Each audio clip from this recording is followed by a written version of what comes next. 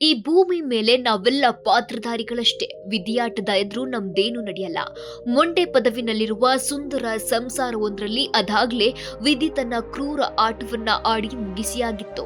ಈಗಾಗಲೇ ತನ್ನ ಇಬ್ಬರು ಮಕ್ಕಳನ್ನ ಕಳೆದುಕೊಂಡ ಅಶ್ವಿನಿ ಆಸ್ಪತ್ರೆಯಲ್ಲಿ ನರಕ ಯಾತನೆ ಅನುಭವಿಸುತ್ತಿದ್ರು.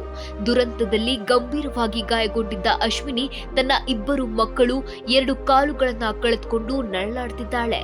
ಸದ್ಯ ದೇರಳಕಟ್ಟೆಯ ಖಾಸಗಿ ಆಸ್ಪತ್ರೆಯಲ್ಲಿ ಅಶ್ವಿನಿ ಅವರು ಚಿಕಿತ್ಸೆ ಪಡೆದಿದ್ದಾರೆ.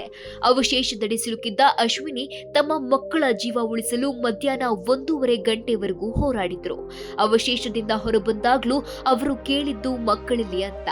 ತಾವು ಸಾವು ಬದುಕಿನ ಮಧ್ಯೆ ಹೋರಾಡ್ತಿದ್ರು. ಮಕ್ಕಳಿಗಾಗಿ ಆ ತಾಯಿ ಹೃದಯ ಮಿಡಿತಿತ್ತು. ಅಶ್ವಿನಿ ಅವರಿಗೆ ಮಕ್ಕಳೆಂದ್ರೆ ಪಂಚಪ್ರಾಣ. ಆಸ್ಪತ್ರೆಯಲ್ಲಿರುವ ಅಶ್ವಿನಿ ಈಗಲೂ ತನ್ನ ಮಕ್ಕಳಲ್ಲಿ ಅಂತ ಕೇಳುವಾಗ ಮನೆಯವರ ಕರಳು ಹಿಂಡಿ ಬರ್ತಿದೆ.